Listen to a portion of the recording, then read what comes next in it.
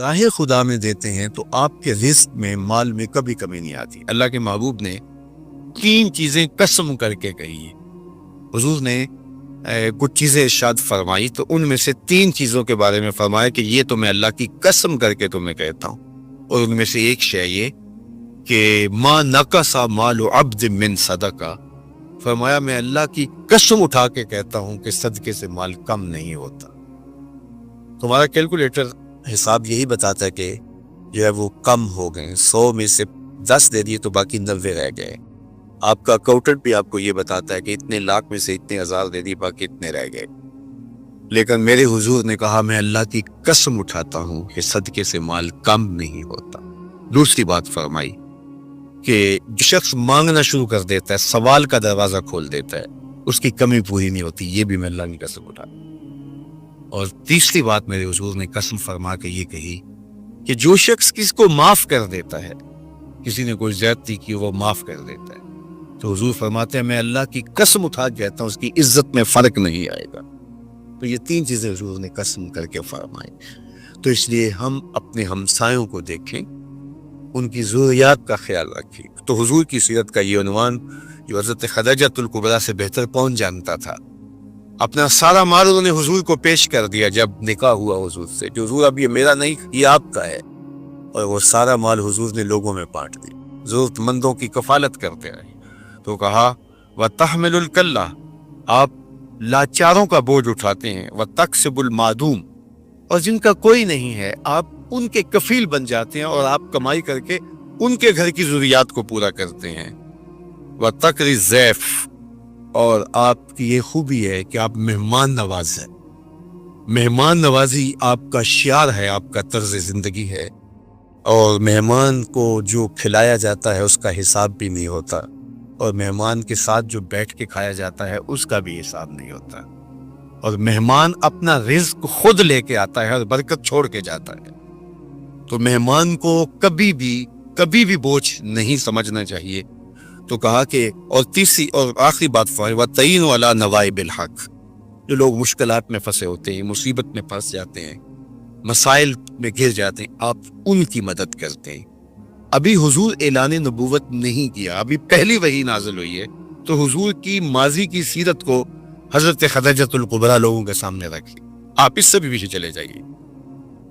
جب شب ابی طالب نے حضور کو حضور کے خاندان سمیت محصور کر دیا گیا، قریش مکہ نے حضور کو روکنے کے لیے بڑی کوششیں کی، لیکن حق کا یہ مسافر کبھی بھی رکنے والا نہیں تھا، بلکہ حضور کے چچا کو بلا کے کہا کہ اپنے بھتیجے سے پوچھو کہ تمہارا مسئلہ کیا ہے۔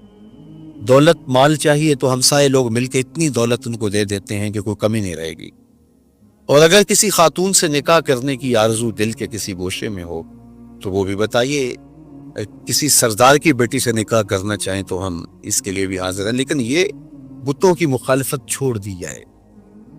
تو جب بہت ساری باتیں کی سب نے مل کے کی، اور جو ہے وہ دباؤ بھی ڈالا کہ اگر نہیں یہ کرتے تو پھر حالات کی تلخیاں اور جو کچھ ہے وہ آپ کے سر پہ ہوں گی۔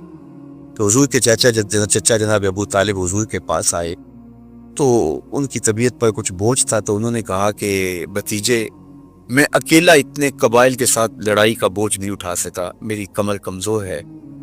تو حضور علیہ السلام کی خدمت میں انہوں نے کہا کہ وہ تو اس طرح کی باتیں کر رہے ہیں۔ تو آقا کریم نے جو جواب دیا وہ سنیے۔ آپ نے فرمایا یا امی لو وضع الشمس فی یمینی والقمر علی یساری، اگر وہ سورج میرے دائیں ہاتھ میں رکھ دیں اور چاند کو لا کے میرے بائیں ہاتھ میں رکھ دیں اور دنیا بھر کے خزانے میرے قدموں میں ڈھیر کر دیں، میں کبھی بھی حق کو باطل اور باطل کو حق نہیں کہہ سکتا۔ یہ وہ چیز ہے جہاں پر ہمیں کھڑا ہونا چاہیے۔ یہ رشوت کیا ہوتی ہے؟ ہم اداروں میں افسر بن کے بیٹھتے ہیں اور ہم کسی ذمہ دار منصب پہ بیٹھتے ہیں تو ہمیں چند ٹگوں سے کوئی خرید لیتا ہے، ہمارا ضمیر پھر کہاں ہوتا ہے؟ کائنات کی نعمتیں اس کو پیشکش کی جا رہی ہیں جو پیدا ہوا تو باپ کا سایہ سر پہ نہیں ہے، 6 سال کی عمر ہے تو ماں انتقال کر گئی ہے، یہ حالت ہے۔ لیکن کہا جا رہا ہے کہ جناب آپ کو جو چاہیے ہم فراہم کرتے ہیں، لیکن کہا لو وضع الشمس فی یمینی، اگر وہ سورج کو میرے دائیں ہاتھ میں رکھتے ہیں اور چاند کو میرے بائیں ہاتھ میں رکھتے ہیں اور میرے پاؤں میں کائنات کے خزانے لا کے دولت قارون بھی رکھ دے، لیکن میں پھر بھی حق کو حق کہوں گا، باطل کو باطل کہوں گا، تو میں چند ٹگوں پہ اپنی ضمیر کا سودا کیسے کر سکتا ہوں اگر میں رسول اللہ کو مانتا ہوں، اگر میں حضور علیہ الصلوۃ والسلام کا فالوور ہوں، اگر میں ان کا امتی ہوں، ان کا غلام ہوں، ان کا عاشق ہوں، تو پھر میں کیوں اپنے ملک کو بیچوں، میں کیوں عدل کو بیچوں، میں کیوں انصاف کو بیچوں، میں کیوں اپنے منصب کو بیچوں، میں کیوں لوگوں کے حق غصب کروں، لوگوں پر زیادتیاں کروں، میں دیوار رکھتے ہوئے ہمسائے کے 2 انچ دبانے کے لیے اپنی ضمیر کا سودا کر لوں، میز کے اوپر سے رشوت پکڑوں یا نیچے سے پکڑوں، فرق نہیں پڑتا اس سے، میں اپنی ضمیر کا سودا کیا ہے اور برسرے بازار کیا ہے اور بہت سستا بیچا ہے میں نے اپنے آپ کو۔ وہ کیا کسی نے کہا تھا کہ ہر دو عالم قیمت خود گفتائی، نرخ بالا کن کہ ارزانی ہنوز، 2 جہاں کو تو نے اپنی قیمت بتایا ہے، اپنا نرخ بتایا ہے کہ 2 جہاں میری قیمت لگتی ہے، کہا قیمت بڑا ابھی سستا بک رہا ہے، یہ ساری کائنات تیری قیمت لگا دی جائے لیکن تیری قیمت پھر بھی نہیں ہے اور تو سستا بک رہا ہے، نرخ بالا کن کہ ارزانی ہنوز، تیری قیمت جو ہے وہ یہ 2 جہاں نہیں ہے، تیری قیمت صرف تیرے رب کی رضا ہے۔ تو کہا کہ میں کبھی بھی، تو یہ حضور علیہ الصلوۃ والسلام کی زندگی تھی۔ خیر انہوں نے جب کہا کہ میں تو نہیں تمہاری بات کو ماننے والا، تو پھر انہوں نے سماجی بائیکاٹ کر دیا، سوشل بائیکاٹ کر دیا اور حضور کو شب ابی طالب میں مقید کر دیا۔ تو حضور کے چچا نے اس وقت ایک قصیدہ لکھا حضور کے نام، چونکہ یہ پانی نہیں پہنچنے دیتے تھے، غلہ نہیں پہنچنے دیتے، کوئی باہر سے بھی آتا تاجر تو اس کا غلہ خود خرید لیتے کہ کہیں وہ بنو ہاشم کے پاس نہ چلا جائے، اور وہ خرید کے اپنی زندگی اور موت کے درمیان جو ٹوٹتا ہوا رشتہ ہے جو ہے وہ اس کو کہیں بچا نہ پائے۔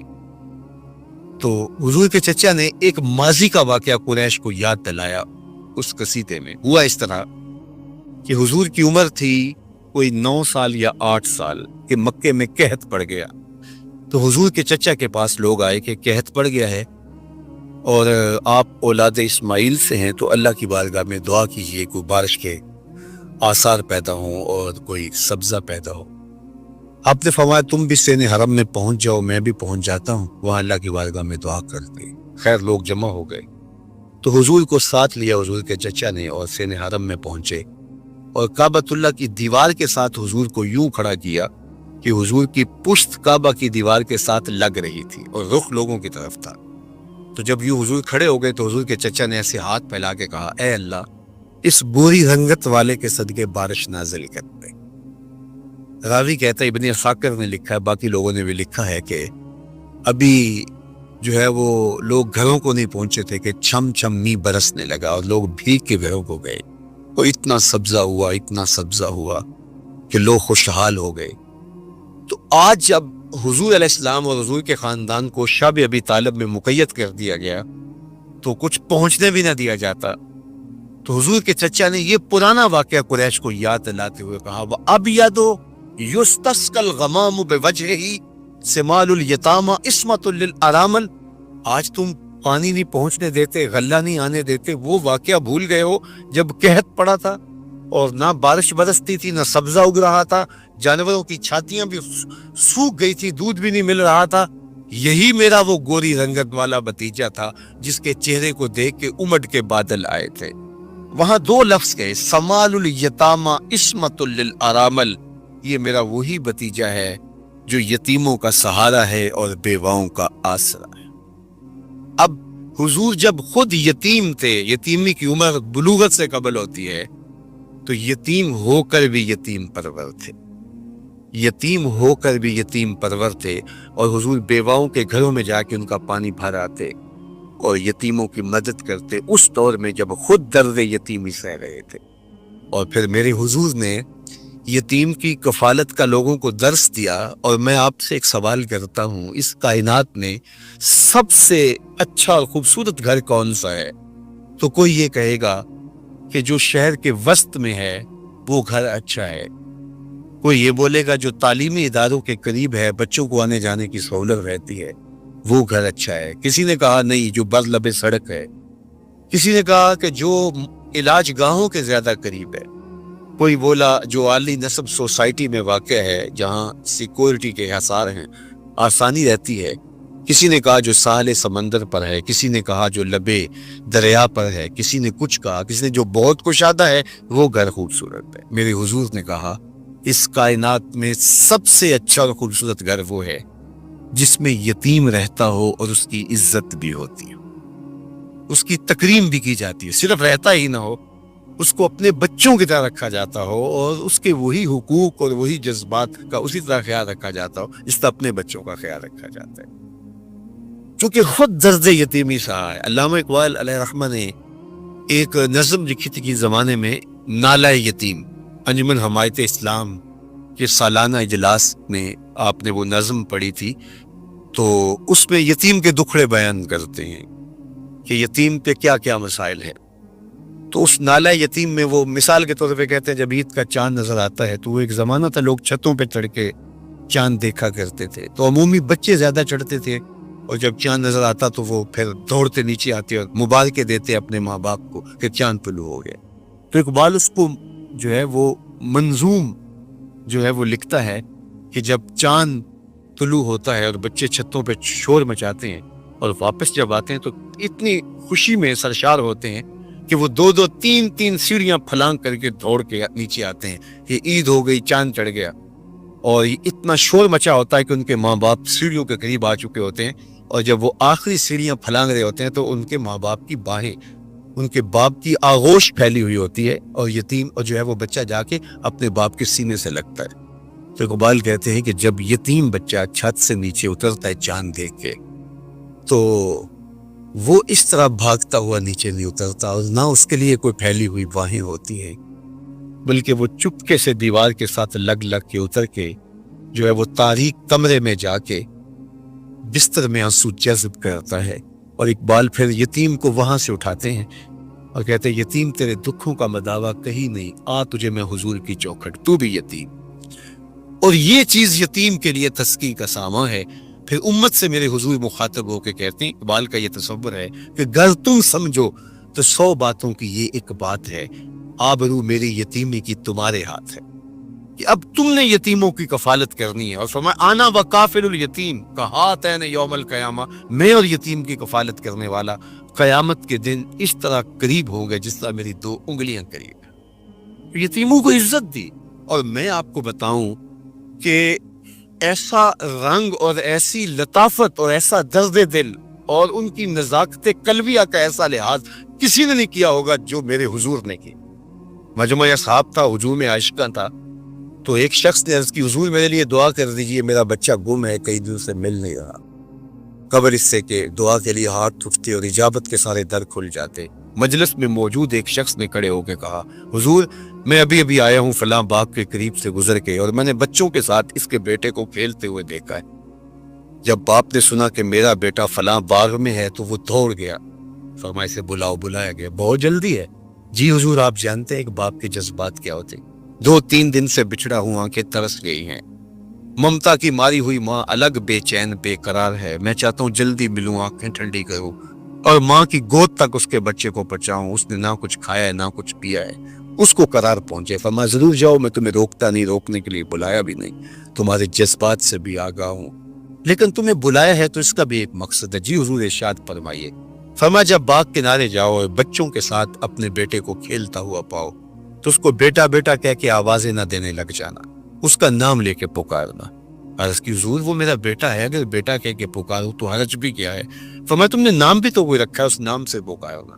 جی حضور آپ کا حکم، لیکن بیٹا کہہ کے کیوں نہ پکاروں؟ فرمایا تم نہیں جانتے، کئی دنوں سے بچھڑے ہوئے ہو، تمہارے لہجے میں بلا کا رس ہوگا، بڑی مٹھاس ہوگی، لہجے میں بہت شہد ٹپک رہا ہوگا، اور تم نہیں جانتے، ہو سکتا ہے ان کھیلنے والوں میں کوئی یتیم بھی کھیل رہا ہو، اور جب تم اپنے بیٹے کو بیٹا کہہ کے پکارو گے تو اس کا کلیجہ چر جائے گا، آج میرا باپ ہوتا تو مجھے بھی بیٹا کہہ کے پکارتا۔ تو کہا یہ شوق گھر جا کے پورا کر لینا، بچوں کے سامنے اپنے بیٹے کو بیٹا کہہ کے نہیں پکارنا۔ اس بات سے منع کیا گیا کہ بیوہ کے سامنے اپنی بیوی سے ملاطفت نہیں کرنی، اظہار محبت نہیں کرنا۔ اس بات سے منع کیا گیا کہ غریب کے سامنے اپنی دولت کی نمائش نہیں کرنی۔ بلکہ میرے حضور نے تو یہاں تک فرمایا کہ اپنے گوشت کی خوشبو سے غریب ہمسائے کو تکلیف نہ دو، یا تو تھوڑا پانی زیادہ ڈال لو، شوربے کی پیالی ہمسایوں کے گھر بھی بھیج دو۔ اور اگر ایسا نہیں کر سکتے تو ایسے زاویے میں، ایسے وقت میں کھانا پکاؤ کہ غریب کے بچوں تک مہک نہ پہنچ پائے۔ بچے تو بچے ہوتے ہیں، وہ ضد کر بیٹھے، غریب باپ ضد پوری نہ کر سکتا ہوا تو ان بلکتے بچوں کے آنسو کون پوچھے گا؟ وہ کیا کسی نے کہا تھا نا، دوپہر کو سلا دیتی ہے بچوں کو وہ اس ڈر سے گلی میں پھر کھلونے بیچنے والا نہ آ جائے۔ یہ تو ان لوگوں کے درد کو سمجھا جائے۔ ہمارے دیہاتوں میں ایک رسم چلتی ہے، رسم وکھالا، شاید آپ کے شہر میں نہ ہو اور اس کی کوئی اور صورت یہاں پائی جا رہی ہو۔ وہ یہ ہوتا ہے کہ جب ہم بیٹی کی شادی کرتے ہیں تو اس کو جو جہیز دینا ہوتا ہے وہ 4 پائیوں کے اوپر بچھا دیتے ہیں، اور ایک خاتون کو کہتے ہیں جاؤ پورے محلے کی خواتین کو بتاؤ کہ ہماری بیٹی کا جہیز دیکھ لیں، اور پھر محلے کی ساری خواتین آتی ہیں اور وہ دیکھتی ہیں۔ اچھا، دیا تو ہم نے اپنی بیٹی کو ہے، محلے کی خواتین کو ہم کیوں دکھا رہے ہیں؟ صرف داد وصول کرنے کے لیے۔ کل چوپالوں میں تذکرے ہوں کہ واہ واہ سیٹھ صاحب نے، چودھری صاحب نے، خان صاحب نے، ملک صاحب نے کمال کر دی۔ چوپالوں پہ، بیٹھکوں میں باتیں ہوں، تندور پہ باتیں ہوں کہ واہ واہ کمال کر دی، فلاں خاتون نے تو حد کر دی۔ تم نے داد وصول کر لی، لوگوں نے بھی واہ واہ کہہ لیا، لیکن تم نے یہ نہ سوچا کہ تمہاری بیٹی کا جہیز دیکھنے کے لیے یتیم بچیاں بھی آئیں، اس مزدور کی بیٹی بھی آئی جو بڑھاپے کے باوجود کلی والا ڈبہ اٹھا کے جا کے مزدوروں والے اڈے پہ بیٹھ جاتا ہے، اور اس کو بوڑھا سمجھ کے کوئی قبول نہیں کرتا، اور جو دھوپ چمکتی جاتی ہے اور دن چڑھتا جاتا ہے تو اس کا دل ڈول رہا ہوتا ہے، اور وہ آنے والوں سے چمٹ کے کہتا ہے مجھے 20 روپے 50 روپے کم دے دینا، مجھے لے جاؤ، لیکن اسے کمزور سمجھ کے کوئی ساتھ لے جانے کے لیے تیار نہیں ہوتا۔ تو پھر جب وہ واپس نوٹی باندھے ہوئے ہاتھ میں ڈبہ اٹھائے واپس جاتا ہے تو کوئی جانتا ہے اس کے قدم کتنے بوجھل ہوتے؟ گھر کی دہلیز عبور کرنا پل صراط عبور کرنے کے مترادف ہوتا ہے اس کے لیے، اور اس کی بیٹیاں جو گھر میں دہلیز میں بوڑھی ہو رہی ہیں اور انہیں صرف اس لیے قبول نہیں کیا جا رہا کہ وہ غریب کی بیٹیاں ہیں۔ آج جب اپنے باپ کو خالی آج بھی مزدوری کے بغیر آتا ہوا دیکھتے تو کوئی ان کے اندر کی گھٹن اور بے چینی کا اندازہ کر سکتا ہے؟ کوئی پیمانہ ہے آپ کے پاس جو اس کے درد کو ناپ سکے؟ تمہاری بیٹی کا جہیز اس مزدور کی بیٹیاں بھی دیکھنے آئیں، تم نے تو داد وصول کر لی، لیکن جو زخم ان کے کلیجے پہ لگے اس کا مداوع کس کے پاس ہے؟ تارا ٹوٹتا سب نے دیکھا، یہ نہ دیکھا ایک نے بھی، کس کی آنکھ سے آنسو ٹپکا، کس کا سہارا چھوٹ گیا۔ تو میرے حضور تو کس قدر نزاکت قلبیہ کا لحاظ رکھنے کی تلقین کرتے ہیں کہ اپنے گوشت کی خوشبو سے غریب ہمسائے کو بھی تکلیف نہ دو۔ سید سلیم گیلانی نے لکھا تھا کہ امیر آدمی آسائش نہ چھوڑے، نمائش چھوڑ دے تو غریبوں کی جان سوکھی ہو سکتی ہے، لیکن ہم اپنا طرز عمل بدلنے کے لیے تیار نہیں ہوتے ہیں۔ آج جو ایلیٹ کلاس کا طرز زندگی ہے اس نے غریبوں کی زندگی کو اور اوکھا کر دیا ہے۔ میرے حضور کو میرے رب نے اختیار دیا کہ اگر آپ چاہیں تو یہ بتا مکہ سونے اور چاندی کا بن جائے، اور آپ جس طرح چاہیں، لیکن حضور نے فرمایا نہیں کہ میں جو ہے وہ فقر کی زندگی کو اختیار کرتا ہوں۔ آج غریب حضور کو دیکھ کر کے ایک تسکین پا جاتا ہے، اور اگر حضور کی سیرت کا یہ عنوان ہمارے سامنے نہ ہوتا تو پھر بتائیے آج غریب کے لیے جائے امان کہاں ہوتی؟ میرے حضور نے غریب کو ان کے دکھ مٹانے کے لیے ایک جملہ ارشاد کیا، سنیے ذرا، کیا حکمت والے نبی ہیں۔ فرمایا کہ جو اللہ کے دیے گئے تھوڑے رزق پہ راضی ہو گیا، جو اللہ کی طرف سے دیے گئے تھوڑے رزق پہ راضی ہو گیا، اللہ قیامت کے دن اس کے تھوڑے عملوں پہ راضی ہو جائے گا۔ کتنا بڑا سہارا ہے، کتنا بڑا آسرا ہے۔ اور اس کا جو ہے رخ، دوسرا رخ کیا ہے؟ جو اللہ کے زیادہ دیے پر بھی راضی نہ ہوا تو پھر وہ سوچے کہ وہ کہاں کھڑا ہے۔ یعنی میں اور آپ ہم دیکھیں کہ ایک طرف جو اللہ کے دیے گئے تھوڑے رزق پہ راضی ہو گیا، اللہ قیامت کے دن اس کے تھوڑے عملوں پہ راضی ہو جائے گا، کہ میرے بندے تجھے ضرورت تھی تو پھر بھی میرے پہ راضی ہو گیا. تجھے بچوں کے لیے فیس چاہیے تھی, تجھے سر چھپانے کے لیے مکان چاہیے تھا, تجھے 3 وقت کا کھانا چاہیے تھا, تجھے بیمار بچوں کے لیے دوا چاہیے تھی, لیکن تو پھر بھی راضی ہو گیا کہ میرے مالک نے مجھے جس حالت میں رکھا ہے میں واہ واہ خوش ہوں. تو جو اللہ کے دیے تھوڑے رزق پہ راضی ہو گیا, اس کو تو ضرورت تھی پھر بھی راضی ہو گیا. بندے مجھے تو تیرے عملوں کی ضرورت بھی نہیں ہے, تو میں تیرے تھوڑے عملوں پہ راضی ہو جاؤں گا. اور دوسرا پہلو کیا, جو اللہ کے دیے زیادہ رزق پہ بھی راضی نہیں ہوا, ہر وقت ناشکری ناشکری ناشکری, تو پھر وہ دیکھے کہ قیامت کے دن اس کو کتنے سخت حساب سے گزرنا ہوگا. تو آئیے حضور کی سیرت کے سائے میں اپنی زندگی گزارنے کا عزم کیجیے. حضرت انسان کو اللہ تعالیٰ جل شانہ نے جسم اور روح دونوں کے مجموعے سے پیدا کیا ہے. صرف جسم کا نام زندگی نہیں ہے اور صرف روح کا نام زندگی نہیں ہے. یسألونک عن الروح قل الروح من امر ربی, روح اللہ کے امر کا نام ہے, وہ ایک باطنی لطیفہ ہے. اور جسم یہ آگ ہوا مٹی اور پانی, یہ ان 4 چیزوں کا مجموعہ ہے. جب روح چھوڑتی ہے اسے تو یہ بے حس بے جان ہوتا ہے, اس کی کوئی حیثیت باقی نہیں بچتی. جسم اور روح ان دونوں کے باہمی ملاپ سے, باہمی ارتباط سے, باہمی امتزاج سے یہ انسان, یہ پیکر اور یہ بولتا وجود, یہ دیکھتی آنکھیں, یہ سنتے کان, اور یہ چلتی حرکت کرتی ٹانگیں, اور یہ دھڑکتا ہوا دل, اور یہ نظام تنفس اور نظام انہضام, یہ سب کچھ جو ہے وہ ان 2 چیزوں کے مجموعے کے دم سے ہے. تو جس طرح ہماری جسم کے کچھ تقاضے ہیں, ہمارے جسم کے کچھ تقاضے ہماری روح کے بھی تقاضے ہیں. ساری زندگی ہم جسم کے تقاضوں کے حصول کے لیے لگے رہتے ہیں جو یہیں رہ جانا ہے, اور اس زندگی کے لیے ہم سب کچھ کرتے ہیں جو زندگی 4 دن کی ہے. بل تؤثرون الحیات الدنیا والآخرۃ خیر وابقی, کہا تم اس جیتی دنیا کے لیے سب کچھ لگا دیا, ساری صلاحیتیں صرف اس دنیا کی زندگی کے لیے لگا دی. یہ ہے کتنی, 60 سال لگا لیجئے, تو تیسرا حصہ تو روز سوتے, 8 گھنٹے روز سوئے اگر, تو 60 سال زندگی ہے, 20 سال تو سو کے گزر گئی. کچھ بچپن کے کاٹیے, کچھ بڑھاپے کے, کچھ بیماریوں کے, روزانہ 1 گھنٹہ کم از کم واش روم میں گیا تھے. تو اب بتائیے کہ زندگی باقی بچتی کہاں ہے.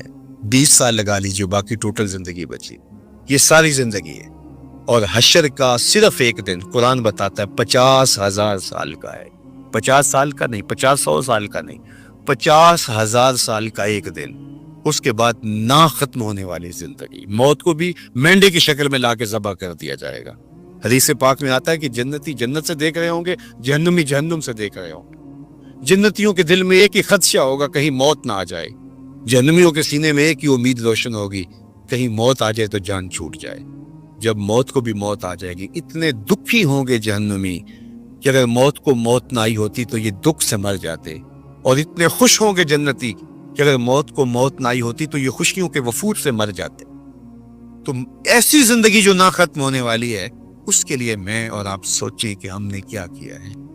میرے حضور نے جو ہمیں زندگی دی ہے, وہ یہ جو سیرت دی ہے, جو کردار دیا ہے, وہ یہ زندگی بھی سنوارتا ہے اور وہ زندگی بھی سنوارتا ہے.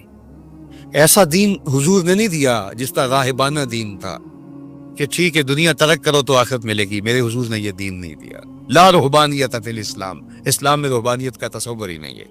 یہ زندگی بھی بھرپور گزارو اور وہ زندگی بھی. ایک صحابی آئے حضور کی خدمت میں, حدیث میں آتا ہے چوزے کی طرح کمزور تھے, مثال ہے ان کی کمزوری کی. تو حضور نے فرمایا تو نے اللہ سے کوئی دعا مانگی تھی؟ اس نے کہا جی حضور میں نے دعا مانگی تھی, شاید وہ قبول ہو گئی. کیا دعا مانگی تھی؟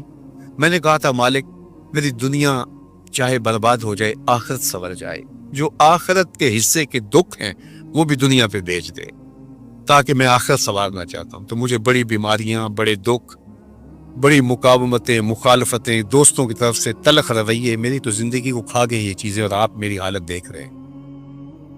تو میں نے اللہ سے کہا تھا میری آخر ٹھیک ہو جائے, دنیا جیسے تیسے بھی گزرے, برباد ہو جائے دنیا, کوئی ٹینشن.